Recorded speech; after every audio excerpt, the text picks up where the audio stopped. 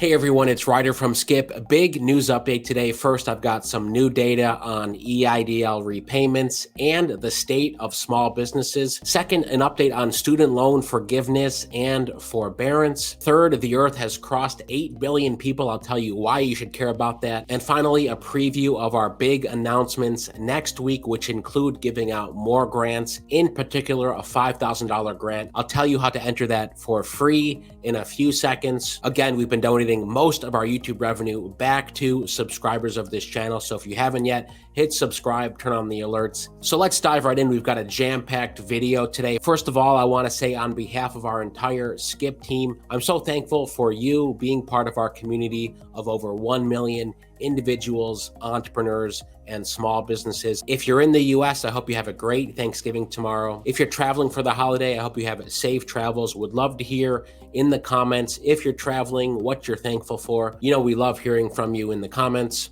You know, I'm wearing this Qatar 2022 shirt that I got in 2010 when Qatar controversially won the right to host the World Cup. My mom was living in Doha at the time. That's the reason I've got this vintage Qatar 2022. So would love to hear any of you care about the World Cup. Are you watching it or are you boycotting it because of the baggage surrounding the bid, the country itself, or anything else? Okay, first, this news from yesterday. Biden administration extends the pause on federal student loan payments. In case you missed it, currently the debt forgiveness that the administration said was going forward a couple months ago is now in a holding pattern because of lawsuits. So as of the moment, the $20K in federal student debt forgiveness is off the table. Frankly, it's not looking that good for that to change anytime soon, but at least you have this temporary relief now. Payments were set to resume January 1st for anyone who had federal student loan debt, but now they will resume 60 days after litigation over loan forgiveness programs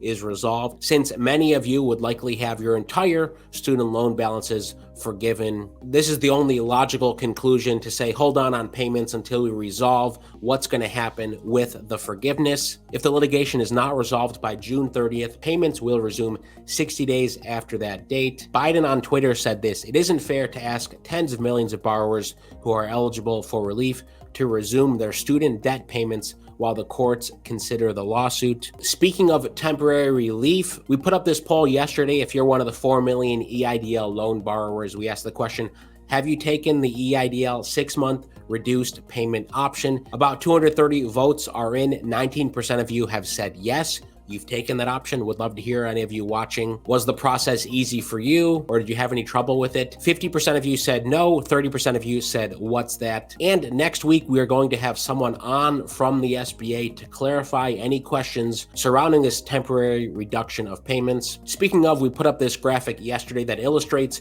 what this does for your payments, basically lowering them by up to 90% automatically and resuming your normal payments 6 months down the road. So this is what it looks like. That's on our Instagram. You can follow us there at hello.skip. The other poll we put up last week: what best describes the state of your business today? Almost 300 votes. 6% of you said cash flow positive and healthy growth. 14% said cash flow positive but not growing enough. 50% said unprofitable or break even and in need of funding. So half of you really need help at the moment, looking for funding. And 30% of you said you're in serious financial difficulties to stay in business. So 80% of you either need funding or are really struggling. Only 6% said you're cash flow positive and healthy growth. That really says a lot about the state of the economy and where we are today. So of course, we're doing everything we can to help out. If you want to become a member, book a time to get funding help from our team of experts every single week. We help people get approved for millions of dollars worth of loans, grants, or other financing, including ERC credits. Go to helloskip.com/join. Plus,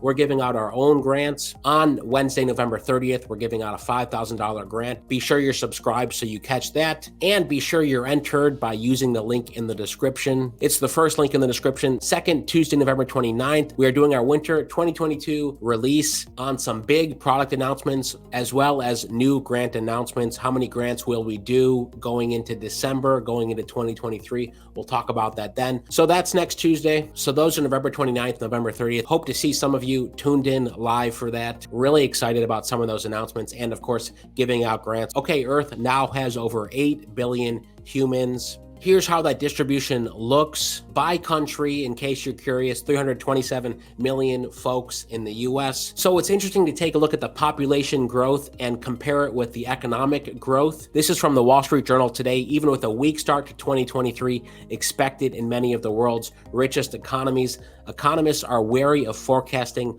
a global recession, which is commonly defined as a rate of annual output growth that falls below the rate of population growth, which is currently around 1%. So global population growth has stayed relatively consistent around 1%. Yes, we crossed 8 billion mark. It just means more humans to support, more humans that need economic output, economic growth. In practical terms, this means the deterioration in economic conditions many nations, businesses, and consumers around the world have experienced this year will likely continue next year. One of the things that will help offset the global recession is China's growth. China is expected to rebound from an unusually weak 2022. So that will skew the global average. Back to the map here. Look at this, 327 million folks in the US, 32 million small businesses in the US. Nearly 10% of everyone in the US is an entrepreneur or has a small business, at least officially. There's probably a lot more entrepreneurs out there